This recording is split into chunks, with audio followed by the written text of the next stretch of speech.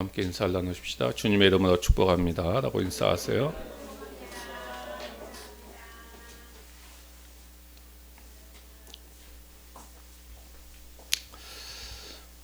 이사야서의 배경을 보게 되면은 전반부는 아수르가 국제 무대의 지배 세력으로 등장을 합니다. 그리고 중반부를 가게 되면은 이 지배 세력이 아수르에서 바벨론으로 넘어가는 과정이 나옵니다. 그리고 후반부에 가서는 이제 바벨론이 국제 사회의 지배 세력으로 등장을 합니다. 내용은 전반부는 하나님의 심판에 대한 내용이 나오지요.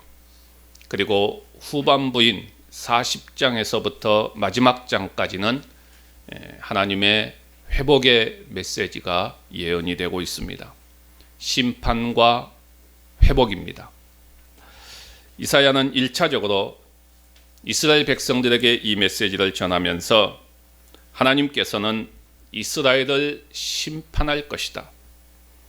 심판의 내용은 바벨론에 의해서 고난을 당할 것이고 포로로 붙잡혀 갈 것이다 라는 것을 예언하지요. 하지만 여기서 끝나지 않고 하나님께서 정하신 때가 되면은 바벨론의 포로 생활에서 해방되어서 다시 본국으로 돌아올 것이다. 회복의 예언을 합니다. 이 예언의 말씀은 그대로 실제로 성취되어졌지요. 그렇다면 이 말씀은 이제 끝난 말씀일까요? 저는 여기서 끝나지 않고 한 가지 사실을 더 주목해서 봅니다. 이사야 40장의 말씀은 신약의 복음서에 들어와서 여러 곳에서 자주 등장하고 인용되어지고 있다는 사실을 주목해 볼 필요가 있습니다. 무슨 말일까요? 바벨론의 포로로 잡혀간 이스라엘 자손들에게 직접 해당되는 말씀인가 동시에 또 하나 중요한 것은 장차 신약 시대에 주어질 기독교의 실체에 대해서 아주 독특한 방식으로 우리에게 말씀해 주고 있다는 것입니다. 오늘은 이 부분에 초점을 맞추어서 좀 살펴보도록 하겠습니다. 오늘 본문은 후반부를 시작하는 첫 문을 열면서 하나님께서 하나님의 백성들에게 위로의 메시지를 주고 있습니다. 우리가 주목해서 볼 부분은 이 위로의 메시지를 말씀하시는 분이 도대체 누구인가 하는 것이고, 이 위로의 메시지를 듣는 자들의 대상인 그들의 상태는 과연 어떤 상태에 있었는가 하는 것이고, 위로의 메시지의 내용은 무엇인가 하는 것들을 좀 차근차근 우리가 생각해 보면서, 그렇다면 그 다음 우리는 과연 어떻게 살아가야 될 것인가 하는 것들을 좀 생각해 보고자 합니다. 먼저 첫 번째는 위로의 메시지를 말씀하시는 분이 누구입니까? 하나님이 이 메시지를 보내셨다는 사실입니다. 위로하라고 말씀하시는 분은 바로 하나님이십니다. 제가 왜 이 사실에서 출발하고 그리고 왜 이 사실을 강조하느냐? 많은 사람들이 하나님에 대한 오해가 있기 때문이고요. 또 하나는 기독교인들의 삶과 구원의 길을 비롯한 모든 것들은 전적으로 하나님으로부터 시작된다. 하나님으로부터 나온다는 사실을 강조하기 위해서입니다. 사람들은 하나님을 오해합니다. 무서운 분이고, 내가 잘못하면 벌만 주시는 분이고, 나를 억압하시는 분이고, 나를 끔찍하게 지배하시는 분이고, 그래서 나와는 완전히 반대편에 있는 분으로 생각합니다. 그러나 이것은 진리를 왜곡하고 있는 생각입니다. 그런가 하면은 내가 그리스도인이 되기 위해서는 내 쪽에서 뭔가 열심히 노력하고 내가 뭔가를 해야만 된다고 생각하는 사람들이 있습니다. 이 또한 완전히 잘못된 생각입니다. 복음이 말하는 첫 번째 진술은 뭡니까? 모든 것이 전적으로 하나님으로부터 나오고 하나님으로부터 시작된다는 것입니다. 복음은 하나님의 행동이고 하나님의 활동입니다. 자, 예를 들어서 이야기하면 에덴 동산에서 아담과 하와는 하나님의 말씀을 거역하고 하나님께 등을 돌립니다. 이것이 인간의 불행의 시작이지요. 자, 그러자 하나님께서 그래 너희들이 나를 버리고 택한 길이니 알아서 가고 그 결과에 책임져라, 이렇게 하나님께서 내버려 두었습니까? 아니지요. 그 반대입니다. 정반대였습니다. 하나님은 사람들에게 모욕을 당하고 배신을 당했지만은 그래도 내가 너희를 구속할 것이다. 너는 죄를 지었지만은 내가 처리해 주겠다. 그러면서 여자의 후손이 뱀의 머리를 상하게 하실 것을 약속합니다. 가죽옷을 지어 입혀줍니다.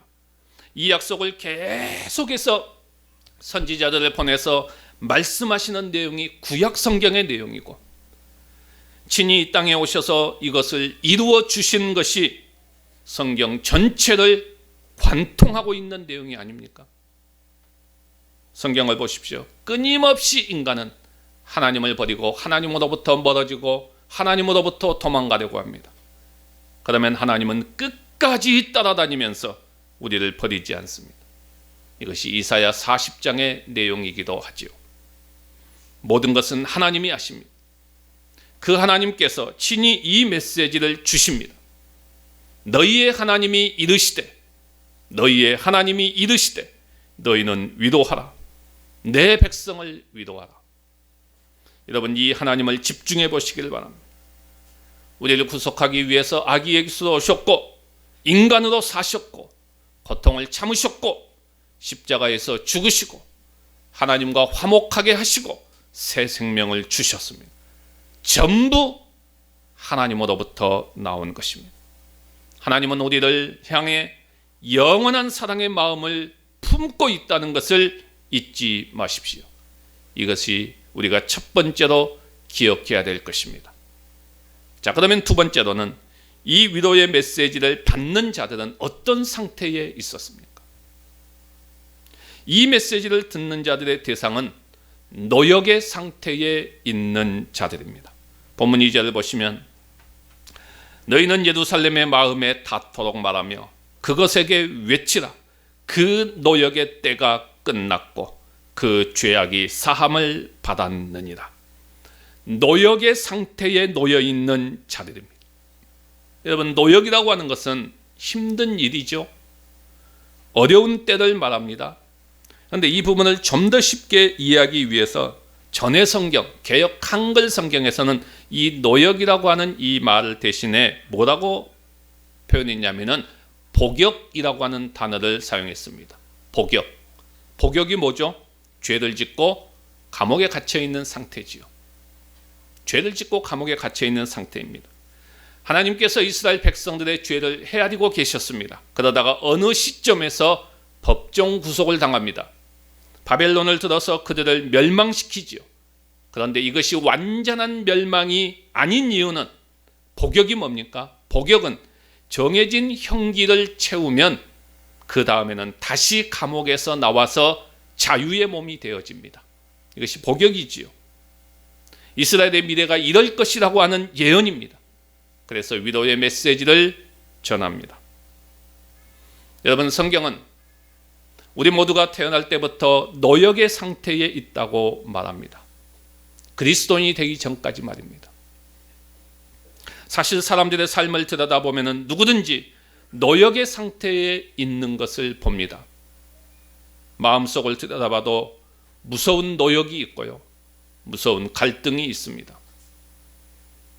인간관계는 어떨까요?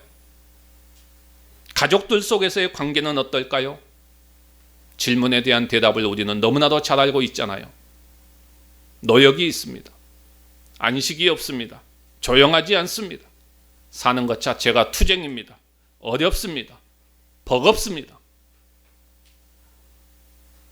그 속에서 우리는 항상 상황이 나아질 것이라고 생각합니다. 그러나 에레미야 8장 15절에 우리에게 답을 주고 있습니다. 우리가 평강을 바라나 좋은 것이 없으며, 평강을 바라지만은 좋은 것이 없다는 것입니다. 고침을 입을 때를 바라나 놀라운 뿐이로다. 오죽하면 사람들은 이 모든 것을 잊어버리기 위해서 너무나도 허무한 한순간의 쾌락에 빠지고 그 쾌락을 추구하면서 살아갈까요? 그러면 삶이 이렇게 되어버린 이유가 과연 무엇일까요? 그 대답은 오늘 본문 2절에 보면 두 단어로 우리에게 말해주고 있습니다. 너역의 때가 끝났고 그 죄악이 사함을 받았느니라. 그의 모든 죄로 말미암아라고 말합니다. 노역이 끝났지만 그 노역을 가져온 원인 두 가지를 우리에게 말해주고 있지요. 첫 번째는 죄악입니다. 죄악이죠. 죄악은 왜곡이며 잘못입니다. 이 의미는 우리가 알고, 우리가 보고, 우리가 듣고, 우리가 믿는 모든 것이 왜곡되었다는 뜻이 담겨 있습니다. 세상이 노역의 상태에 빠진 이유가 바로 이것이라는 것이죠. 세상은 원래부터 이런 곳이 아니었습니다. 사람들도 원래 이러지 않았습니다. 우리의 삶도 이러지 않았습니다. 그런데 죄악, 곧 비틀림이 삶과 세상 속으로 들어오면서 이렇게 되었습니다. 두 번째 단어는 죄입니다. 죄는 관역에서 벗어났다는 뜻이죠. 이처럼 죄는 마땅히 해야 할 일을 하지 않는 것입니다. 마땅히 있어야 할 자리에 있지 않는 것입니다. 성경은 이러한 죄악과 죄로 말미암아 세상에 노역이 생겼다고 말합니다. 이 노역이 우리의 삶 전체를 관통하고 있고 하나님과의 바른 관계를 회복하지 않는 한 이 노역의 상태는 계속될 것이라고 말해주고 있습니다. 아무리 출세를 해도 여전히 질투와 시기와 악함과 원한과 옹졸함의 희생자가 될 수 있습니다. 도덕적인 삶이나 인간관계가 엉망이 될 수 있다는 것입니다. 자, 그러면 세 번째로 생각할 것은 이런 노역의 상태에 있는 자들을 향해서 위로의 메시지를 전하는데 그 위로의 메시지의 내용은 무엇입니까? 너희는 위로하라, 내 백성을 위로하라 라는 말로 시작합니다. 이것이 얼마나 놀라운 말씀인지. 자신들의 죄악과 자신들의 죄와 자신들의 어리석음과 자신들의 반역 때문에 노역의 상태에 빠져 있는 자들에게, 이런 비참한 자들에게 위로의 메시지를 주십니다. 이런 자들을 찾아가서 위로하라고 말씀합니다. 그런데 어떻게 말씀하라고 합니까? 너희는 예루살렘의 마음에 닿도록 말하며. 가장 절실한 순간에 우리의 마음에 닿는 말씀을 주십니다. 마음에 닿는다는 것은 개인적으로 아주 가깝고 친근하게 속삭이듯이 말하는 것입니다. 여러분, 복음이 바로 그렇다는 겁니다. 우리가 아무리 슬프고 힘들어도 그리스도의 복음은 놀랍게도 우리에게 속삭이듯이 다가옵니다. 다시 말해서 하나님은 우리를 속속히 알고 있고 우리의 형편을 아시고 큰 위로의 메시지로 우리의 마음에 닿도록 말씀하십니다. 그러면 그 구체적인 내용이 무엇입니까? 역시 두 단어로 집약되어지고 있지요. 첫째는 사함을 받았다라고 말합니다. 사함을 받았다. 뭐가요?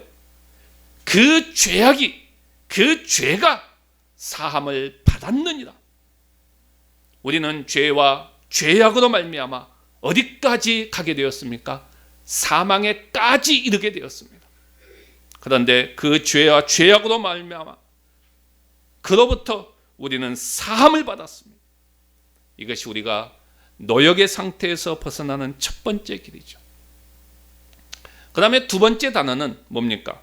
노역이 끝났다는 단어입니다. 노역이 끝났다. 너희는 예루살렘의 마음에 닿도록 말하며 그것에게 외치라. 무엇이라고 외칩니까? 그 노역의 때가 끝났고, 그 노역의 때가 끝났고, 이제는 노역이 끝났다는 것입니다. 이제는 우리의 형편이 완전히 달라졌다는 것입니다. 어떻게 해요? 여호와의 손에서 벌을 배나 받았느니라. 하나님은 이미 만족할 만큼 벌했기 때문에 용서한다고 말씀하지요.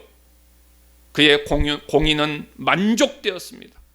이제 형기를 다 채우고 감옥에서 나와 자유를 얻게 되었습니다.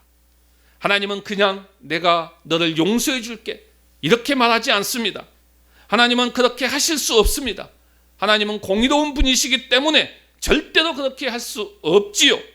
그는 죄를 벌하셨습니다. 그리고 그것에 만족하셨습니다.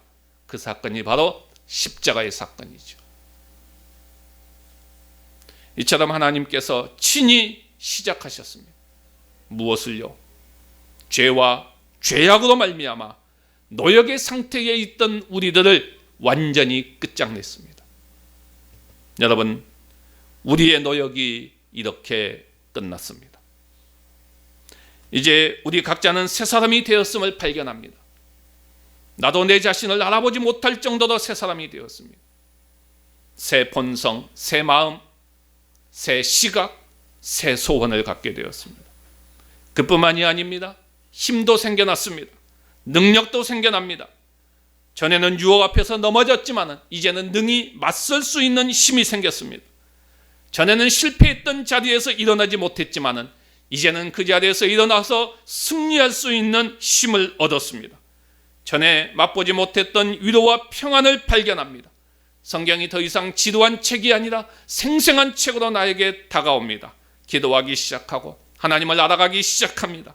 상실과 슬픔의 시간에도 나 혼자가 아니라 나의 친구가 되신 주님이 나와 함께 있다는 사실을 발견합니다. 이제 우리는 주님의 팔에 안기게 되었습니다. 나의 기쁨과 평안은 주님으로부터 나옵니다. 우리는 이런 삶을 살아갈 수 있는 힘과 능력이 주어졌습니다. 얼마든지 그렇게 살아갈 수 있게 되었습니다. 여러분, 우리를 위로하라는 말씀을 다시 잘 되새겨 보시기 바랍니다. 왜 위로하라고 말씀합니까? 우리의 죄와 죄악에서 사함을 받았기 때문입니다. 우리의 노역이 끝났기 때문입니다. 이제 모든 복역은 끝나고 자유가 주어졌습니다. 새로운 삶이 펼쳐졌습니다. 복음 다음에 우리에게 말씀하고 있는 약속들은 어마어마합니다. 새로운 시각을 갖게 되었습니다. 새로운 소원도 생겼습니다. 이제 어떻게 하시렵니까? 이제 어떻게 하시렵니까?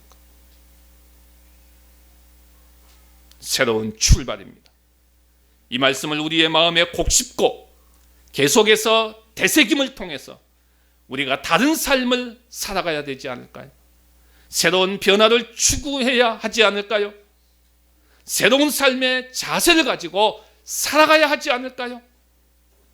노역의 상태가 끝났는데 여전히 나 자신을 노역의 상태로 밀어넣어서는 안 되지 않습니까? 죄와 죄악의 상태에서 사함을 받았는데 내 자신을 여전히 죄와 죄악의 상태에 밀어넣어서는 안 되지 않습니까? 우리 교회도 새로운 공동체로 거듭나야 되지 않겠습니까? 하나님께서 친히 우리에게 말씀하고 있는 위로의 말씀을 들으시기를 바랍니다. 왜 위로의 말씀을 하시는지 기억하시기를 바랍니다. 그리고 새롭게 주어진 우리의 삶의 정체성을 분명하게 깨닫고 새로운 모습과 새로운 자세와 새로운 각오와 새로운 모든 것들을 가지고 새로운 삶을 향해 달려가는 우리 모두가 되시기를 주님의 이름으로 간절히 바랍니다.